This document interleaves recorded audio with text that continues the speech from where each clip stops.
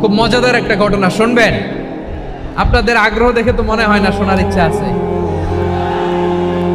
আছে আছে আমার ভাইরা, বিশ্বনবীর বয়স তখন প্রায় 51 বছর। কত বছর?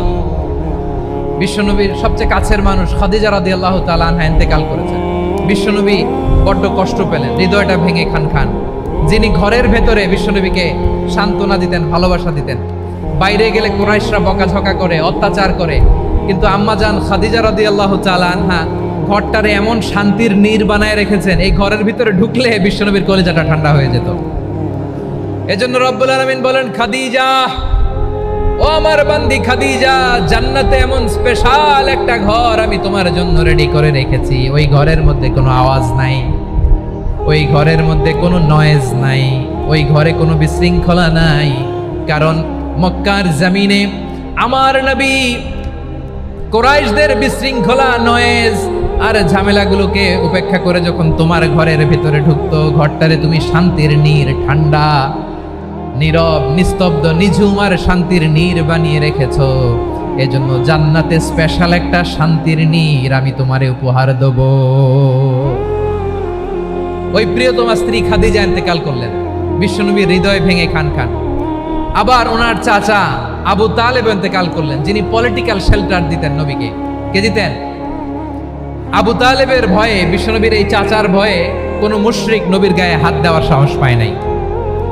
এখন স্ত্রীও নাই, চাচাও নাই, নবীকে আশ্রয় দেওয়ার কেউ নাই। নবীর চারদিকে অন্ধকার। নবী এখন কই যাবেন? আমার পেয়ারা নবী নতুন স্টেশন খুঁজতেছেন, নতুন দাওয়াতি প্ল্যাটফর্ম খুঁজতেছেন।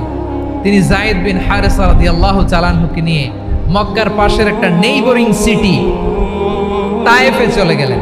কোথায় চলে গেলেন? লালমনিরহাটের ভাইয়ের আওয়াজ করে বলেন, কোথায় গেলেন?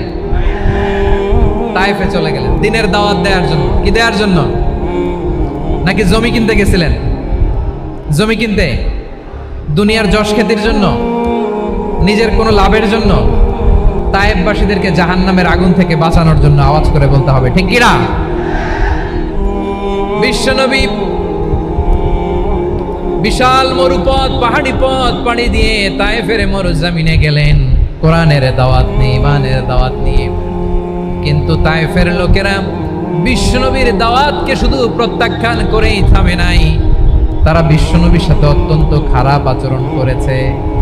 বিশ্বনবীকে শারীরিকভাবে হেনস্থা করেছে, আমার নবীকে শারীরিকভাবে অত্যাচার করেছে, আমার পেয়ারা নবীর গায়ে পাথর মেরেছে, বিশ্বনবীর গা বেয়ে ঝরঝর করে রক্ত ঝরেছে, নবী জামিনের মধ্যে লুটিয়ে পড়েছেন, আবার মেরেছে, আবার নবী হাঁটতে শুরু করলেন, পেছন থেকে আবার মেরেছে, আবার নবী রক্তাক্ত হয়ে জামিনের মধ্যে লুটিয়ে পড়লেন, আবার মেরেছে।